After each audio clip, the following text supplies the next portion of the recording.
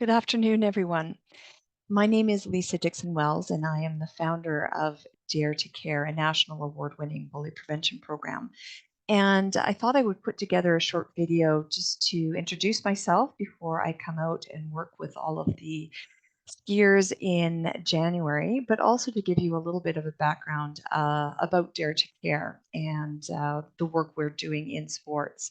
So I put together a PowerPoint presentation that will hopefully give you a little more insight and inspire some questions that I'm happy to answer via email, via phone, or certainly when I am visiting the ski club in January. So I started out as a school counselor in Portage La Prairie, Manitoba, a very high needs school, and was then transferred to British Columbia, where I worked with the largest school division at that time, the largest school division in Canada, actually. And I was the only school counselor at that time. And as much as I loved doing one on one counseling and small group counseling, I wanted to have a bigger impact, in this case, a school wide impact. And I always felt that the only way to be successful, whether we're working in schools or now in sports, is that we included all of the stakeholders in the education, in the skill development. So back in 1997, I went back to university to do a master's in educational psychology. And it was right around that time the issue of bullying finally started to surface as a real problem. No longer could we look at it as being a rite of passage that all kids go through or that it's something that builds character. The research was coming out on not only the impact that bullying was having on those who were targeted, but also the impact it was having on those who witnessed it, but really didn't know what to do. So I just decided that that's what I wanted to do. I wanted to build a comprehensive program around bully prevention. It was launched, Dare to Care was launched in 1999. We became a not for profit in 2013 with charitable status in 2015.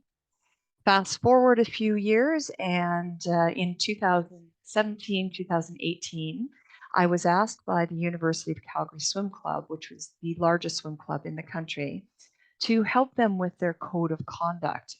And I had said, well, can we go one step further? If I was able to secure some funding, could we actually do a pilot project and adapt the program that I had built for schools to work with the sport community?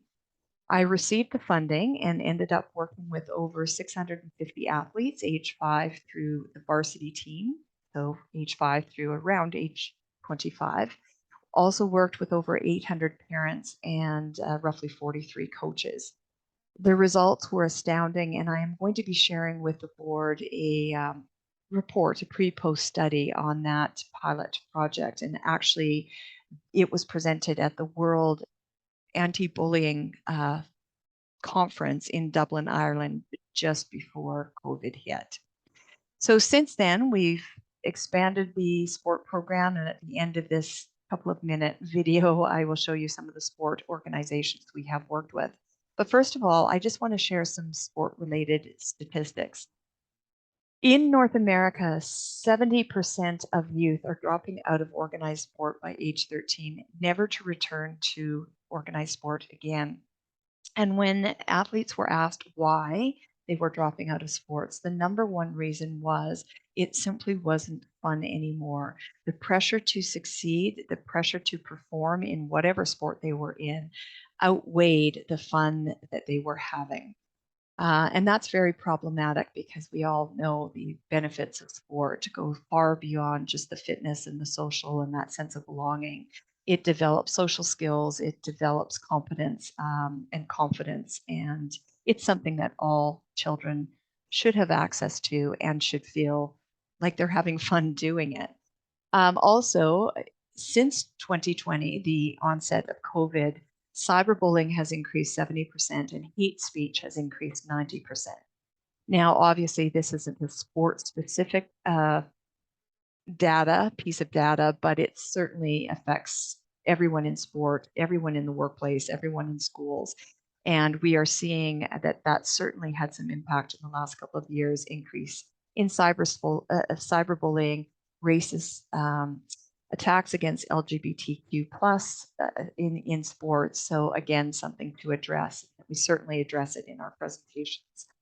And finally, at the 2018 Winter Youth Olympic Games, and again in the 2020 Summer Youth Olympic Games, anywhere between 32 and 34% of the athletes reported that there was bullying in their sport. And this is significant. This is a Canadian study.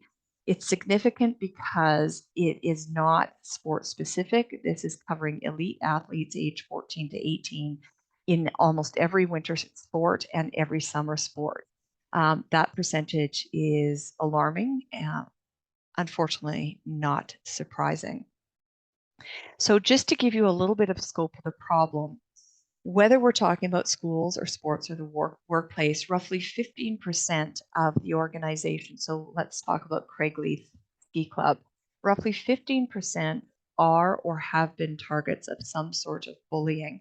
And the definition of bullying is incredibly important and something that we spend a lot of time, and I will spend a lot of time in January when I'm working with the coaches, with the athletes, as well as the parents, is carefully defining bullying so we're not getting false reports. The whole word bullying has been so overused and misused in the last 10 years that this is really, really important to have that common language and that common definition. But based on the correct definition of bullying, that it is repetitive and it is intentional, roughly 15% of the sport organization are experiencing that. 6% are displaying bullying behavior, but that's actually a very inflated number because it includes, and these are names kids themselves have given, the henchmen, the posse, the minions, the puppets, the kids who go along with the bullying behavior but actually feel very, very guilty. And the bottom line here is there's, that group of kids who want so badly to fit in with a certain group that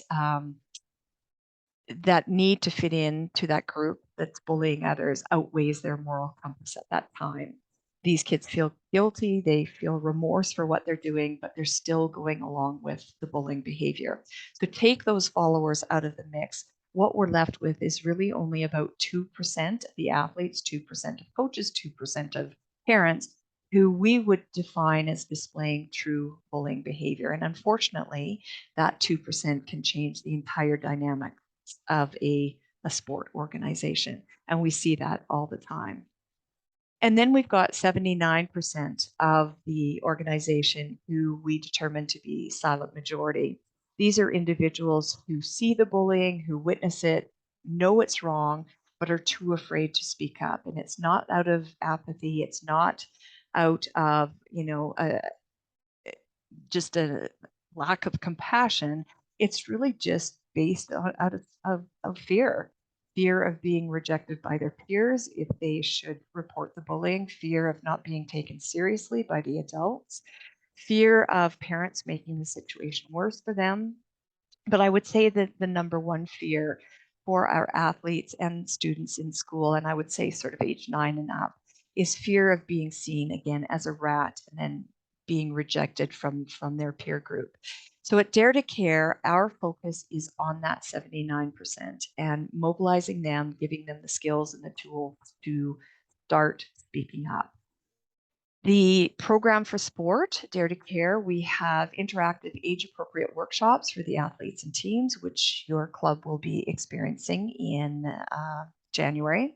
Our parent workshops, incredibly important to include all parents in the education and the skills. So first of all, parents know how to differentiate between normal peer conflict and when it's escalated into bullying, but also giving them tips on how to work with their child, but also how to inform the club or the team of the inappropriate behavior. We also have obviously workshops for our coaches, managements, officials, and referees. So again, and this was something that I had decided back in 1999 when I developed Dare to Care, that if we were to be successful in creating safe sports, safe environments, we needed to include all of the stakeholders in the education component and the skill development component. And the last thing I just want to say is that since 2018, we have had the opportunity to work with a number of organizations. I'll just list them here. And while these are the larger organizations, we've also worked with numerous individual clubs in all sorts of sports.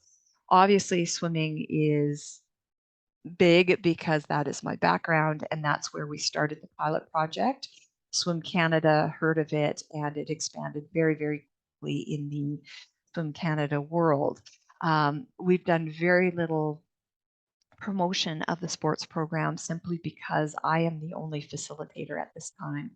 But I'm happy to report that we are currently training 2 additional facilitators and looking to expand our sport program even further. So that is a summary of Dare to Care in sports. And again, very much looking forward to working with the Craigleith Ski Club in January. Talk to you soon. Bye-bye.